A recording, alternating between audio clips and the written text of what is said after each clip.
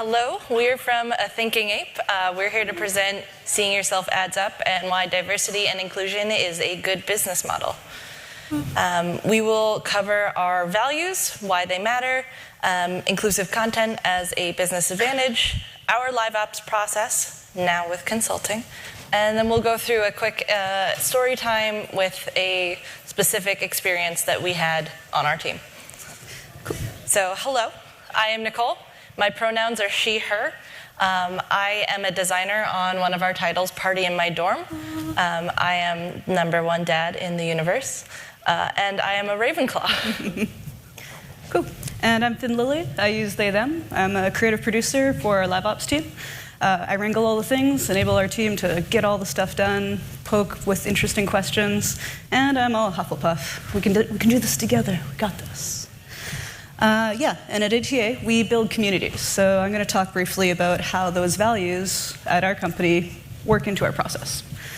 So the big one, I would argue, like our foundational value is ownership.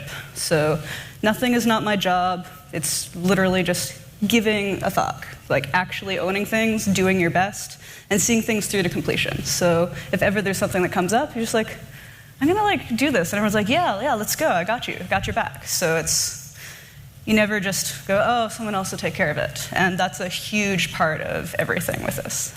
Next part is having wonderful arguments.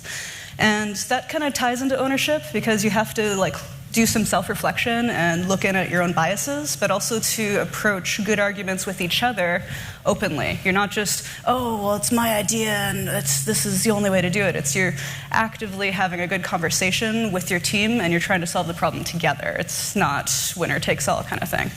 And that ties into best idea wins. Yep, so the best idea wins.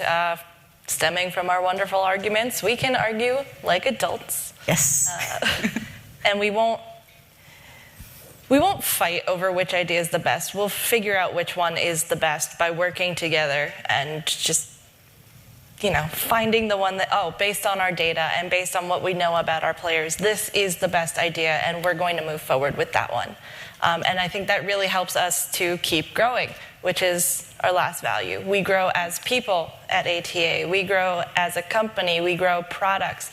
And it's very important that, we are able to have these wonderful arguments because in each one of those, we are learning more about who we are, how we work as a team, and how our product works. And so we just keep growing. We keep on growing. And that works real great with live ops, where it's constantly iterative. Inclusive content. We have a huge global audience, across the whole world. Global, that's what it means. And they have big demands. So Party in My Dorm in particular, our audience is generally under 35s, and they actively demand that we're more inclusive. And because, like in the previous talk, which was great, live ops and games isn't just, it's our thing and we own it. It's very collaborative with us and our community because we build communities. It's what we do. So we work back and forth with our players. We listen to what they're talking about. You can't do everything a player wants, but we try our best and we actively solicit feedback and have conversations with our communities. So with that audience in mind, players themselves expect to see themselves in the media they consume, and they demand that we actively give that to them. And it tends to pay off. So I'm going to talk about our stats. So we do UA. We do our UA in-house. We also do a bunch of live events. And we're kind of bridging the gap between okay, here's our live events. Okay, UA team, go. This seems to be working well. Go do it. It'll be great. And this one, we focused on some pride content. And we're like, hey, who doesn't see themselves ever? There's almost no trans representation in games at all. I bet you people will click on stuff that has them in it, maybe. So we just tried it. We were very data-driven. We're like, let's just try it. Let's do an experiment. Let's see how it goes. And yeah, it has amazing stats. It's one of our top 3 performing ads ever, and we just gave it a go a month ago. And what we did with this is, I'm trans myself, I'm non-binary. We have another trans person in our office, and we consulted back and forth with the UA team. We also asked our community, and we're like, hey, let's lean hard into this meme that's really popular in the trans community. Let's speak that language authentically and see if that works. And it did. I started seeing it organically in other groups I'm in. People be like, oh, they totally get it. It's hey, speaking authentically to someone's experience and doing your research can really pay off in UA and in our content. So our in-game content, we do like events every 2 weeks, we do monthly content, we're constantly putting new things out. But again, that's one of our main areas of where we put inclusive content. And yeah, these are just some examples of events that have done really well. So these 2 avatars were our Secura-themed avatars. And our art lead really explored like doing super abstract to a little bit more realistic, and that whole set of avatars just like took off, like 200% revenue compared to our usual stuff. Same with our K-pop New Year's thing, and we did an onsen trip to Japan we're going to talk about a little bit more. Everything that we do with inclusive content tends to perform better in some way. So yeah, so that's just kind of like, hey, this is actually a good business case. It never actually harms us when we do this, so have at it. Please do inclusive content. It pays off. I'm hitting the wrong button. There we go. So what counts as inclusive content? So we're going to go over, I'm going to talk through our inclusion pillars, kind of how we got there, what we consider, the questions we ask as a team to make sure we're doing it well. Nicole's going to talk us through our content channels in-game and incidental versus spotlight inclusion, and then we'll talk about our scope and how we scale, things like that. So, inclusion pillars. We came about this from having good arguments as a team. So we started off with like, we're just kind of throwing random things out there and like not really communicating. We're like, nobody knows what's going on, and like people are angry because we didn't do this right, because we didn't research. So it was like, you know, ownership, and we're trying stuff, but we weren't communicating. So we were just like, let's sit together, let's talk about like what does inclusion mean to each person on the team, let's see like what the common things are, and what do we think is the best actual solution. So this is what we came up with. We feel that all inclusive content needs to be accessible, so all players can actually get to it, whether you're brand new or you've been in the game for years. That it's also accessible for in terms of pricing. So if we're doing like, we did Black History Month avatars, we had both like a very accessible pricing that anyone can have with like lower stats, but we also had the like, and here's the awesome like VIP level stats as well with price points. So we make sure that they're all viable options. It's like, oh, you see yourself in game, finally there's an avatar that's me. Oh, well, I can't use it because it's not viable as like a gameplay strategy. We want to make sure that never happens. So that's a really important part as well. It's positive. So whenever we're doing representation, that it's accurate, it's authentic, and it's not a harmful stereotype. And that, I'll talk a bit more about how we make sure that that's true. And then I'd argue our most important thing that ties into our whole ownership value is being brave. It's like, it's better to try than not. We're live ops, we can learn, we can update, it's okay to iterate. And you know, because we're working with the community, it's better to just be transparent. We put something out there, we're like, hey, we heard you guys wanted this, here, we did our best, let us know if it's good or not. And if someone's like, hey, like, this was actually awful, like, did you even talk to someone? We're like, we did, but thank you for your experience. Let's do one that addresses yours as well, because we're releasing so much content all the time. So we just own it if we mess it up. If it's really bad, we just update it, because it's live. And yeah, so you won't always be able to please everyone, but again, it's still better to try and to get it out there. It's better to have representative content than not. Yeah, so Nicole, you can talk about our content channels. So in Party in My Dorm, we have several different content channels. We have NPCs that the players sort of interact with in a story set of way. And this is just a handful of the NPCs we have. As you can see, they're a decently diverse group of people. So we can do a fairly good representative material by using these characters to represent different groups. We have a few others who aren't represented here, who we have an NPC who is, I believe they're Indian? Yes. So we used them when we did our holy content this year. We also have avatars, which are arguably more important than our NPC diversity, because that is how our players express themselves. That is how they represent themselves in our game. They put on an avatar, and that avatar is them. They're like, this is me, this is who I am, this is how I want people to think of me. And we try to put as much diversity into this as possible. We try to make sure that there is a diverse set, every set of avatars, every event. Every event there's about, I want to say, 8 avatars. So we want to have a good range of races and body types and etc. Abilities, throughout all of that, yeah. the whole event. Cool. And on top of that, we also have your dorm rooms. It's party in my dorm. You can't have a party in your dorm without a dorm. You want your dorm to be cool. You want your dorm to represent you. So we have these full furniture sets. This is just a couple of the sets that we have. You can mix and match, and they're great at, further representing who you are. So maybe I am, I'm a white girl, right? Clearly.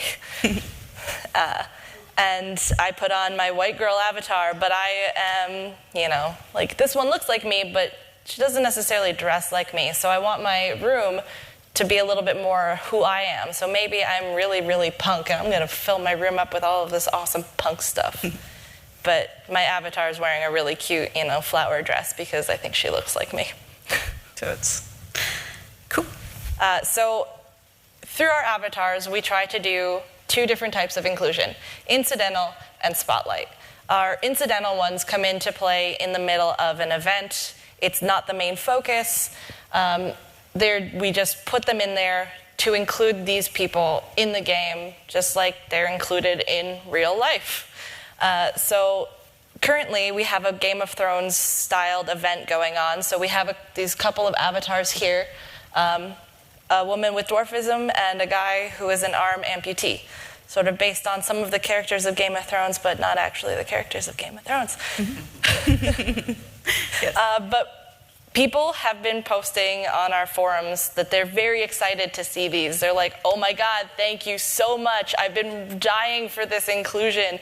And they're so happy to see it. And it's not something that we're just like, we don't want to hit you in the face with it. We just want it to be there. Yes. And then the other one is our spotlight sort of representation, where we do want to hit you in the face with it. We're like, we're doing Black History Month. All of the avatars for our monthly content this month, they're going to be Black, and they're going to celebrate Black history and Black culture, and people loved that too. They were like, thank you for finally doing Black avatars in an amazing way. Wow! They were so happy, and I was so happy to see the response from our players that they were feeling actually represented by the content that we were doing. And just to add to that, I'll get into it a little bit more when we talk about consulting, but that was specifically because of consulting that it did so well. Content scoping. Do you want me to do that? Or good? Okay. So with content scoping, we can't do every single representation as an event all the time, or it wouldn't be party in my dorm. It would be, I don't know, events in my dorm, I guess, holidays in my dorm. It's like, that's fair. So we still try and do as many as we can, but sometimes it's like, okay, there's 4 overlapping major cultural holidays in this week, so let's just try and hit as many as we can, but we have to scope it down, because, there's still scope.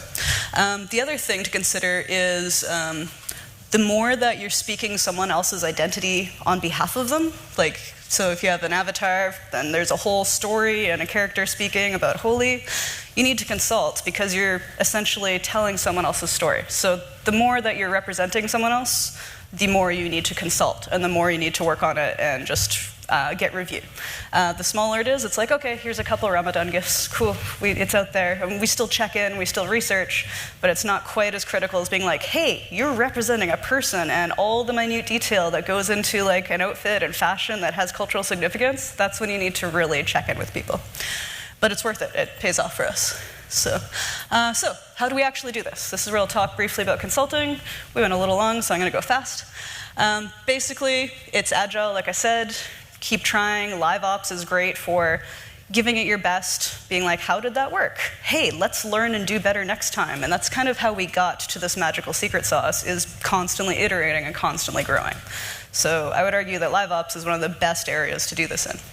Anyways, incorporating a consultant. I'll walk you through what we did for Black History Month, because that was awesome. So prep. First we researched, we're like, okay, what do we want to do with this? What does Black History Month mean? What does the internet say? And we're like, it's really vague, because you're trying to boil down a whole bunch of things into one thing. So we consulted with Tanika Stotts, who's a writer for Cartoon Network, and she's awesome. She also is a comic anthologist. And she was basically just like, what are you guys doing? This Pan-Africa thing's not hitting your audience at all. It is really bland. We're like, thank you for telling us that.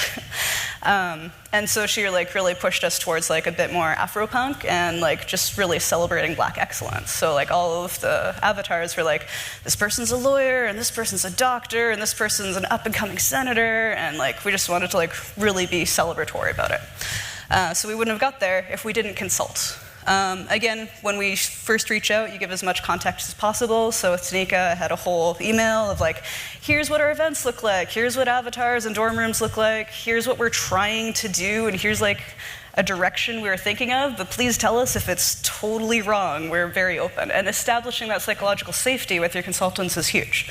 Being like, hey, we have biases that we don't even know.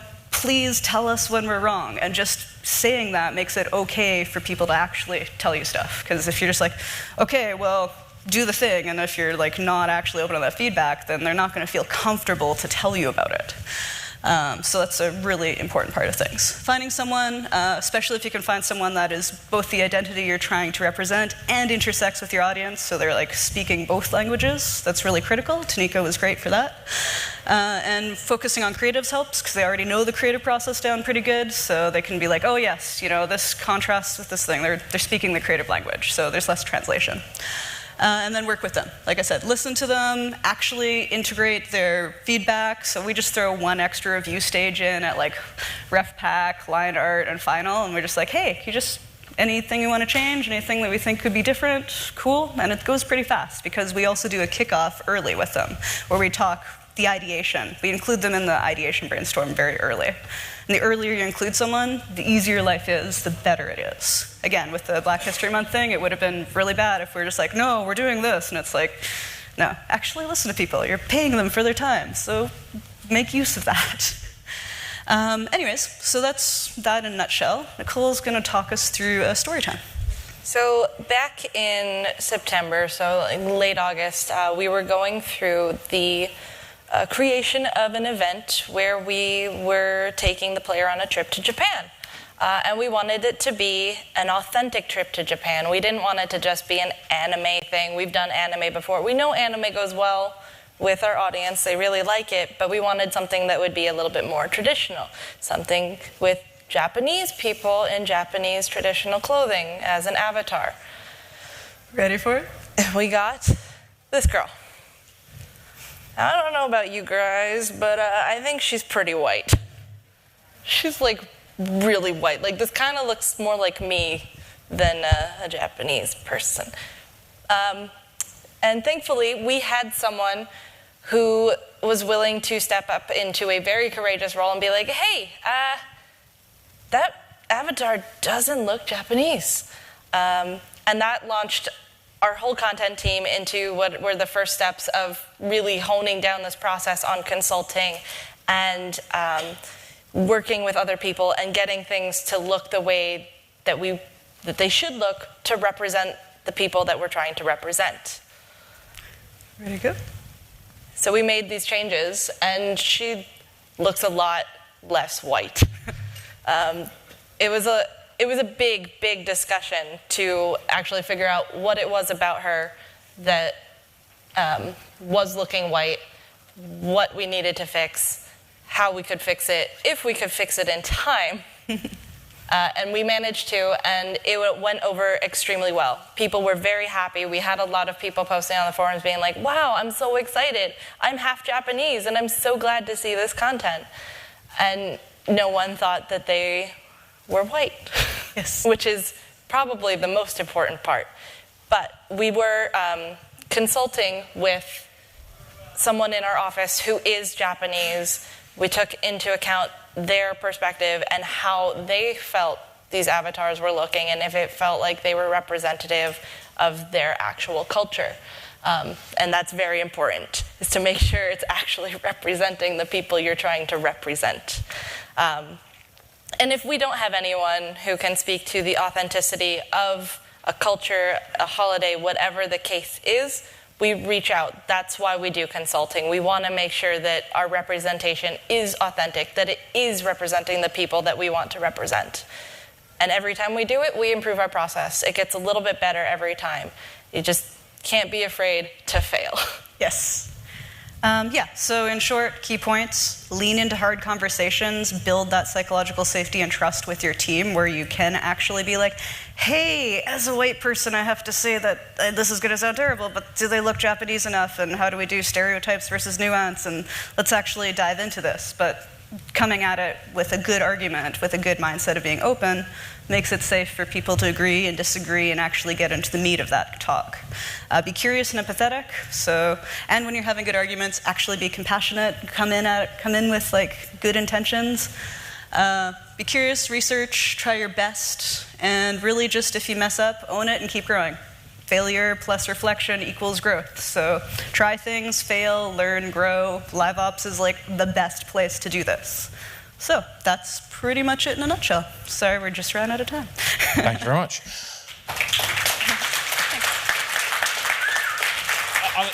That was great. That was a great talk, and as a trans ally myself, it's like one of those things that it's very difficult to have conversations about. One of the things that I think is the biggest difficulty is the unconscious bias. Yes. And particularly the kind of learned language, which I know that I struggled with for quite a long time to get my use of pronouns right, etc., etc. The reason I'm asking the question, the question I want to ask rather, is how do we extend this kind of mindset to more mainstream games without it becoming that kind of preachy thing that people reject? Yes. Yeah, I mean, I think I know the answer, but I'd love to know what you guys think. How can people with more mainstream games take lessons from what you guys have talked about? What I'm actually wanting to do with this is kind of a first run on trying to establish how to even do this for mainstream the video game industry in general. So I actually want to work with that GDA and just be like, hey, here's a process that we've kind of figured out from doing live ops. How can we help other people absorb that? But I do think the absolute biggest takeaway is really just being open. Again, dealing with unconscious bias, being open to learning new things and not being afraid to like fail or to like, it's humility really. So that's a big thing.